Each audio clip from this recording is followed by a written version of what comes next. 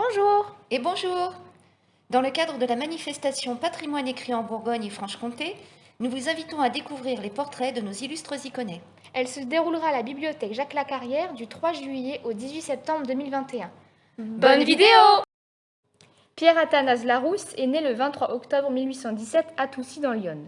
Son père était charron forgeron et sa mère aubergiste. Après avoir fait ses études jusqu'au brevet supérieur à Versailles, alors âgé de 20 ans, il rejoint Toucy pour être instituteur. Pour lui, les méthodes et les manuels sont archaïques.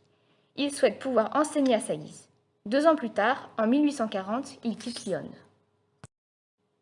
De 1848 à 1851, il devient répétiteur, c'est-à-dire professeur particulier, à l'Institut Geoffrey, un internat privé. Suzanne Cobel devient alors sa compagne.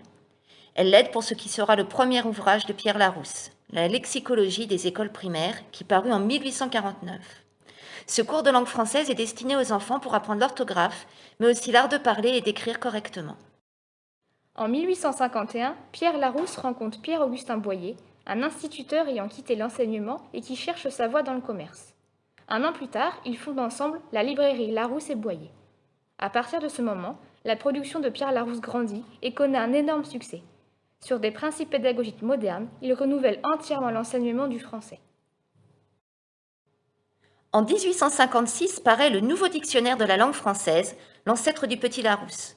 Mais Pierre Larousse a depuis longtemps en tête un autre projet, celui d'une encyclopédie, dit-il, où l'on trouvera, chacune à son ordre alphabétique, toutes les connaissances qui enrichissent aujourd'hui l'esprit humain, et qui s'adressera à tous, de façon à instruire tout le monde et sur toutes les choses. Le 27 décembre 1863 parut le premier fascicule du Grand Dictionnaire universel du XIXe siècle. Le prix du dictionnaire était de 80 francs. En 1869, Pierre-Augustin Boyer se sépare de Pierre Larousse. Les ouvrages scolaires et le dictionnaire seront diffusés par la maison Boyer.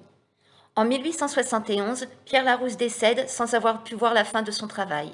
C'est son neveu, Jules Ollier-Larousse, qui terminera cet énorme dictionnaire encyclopédique.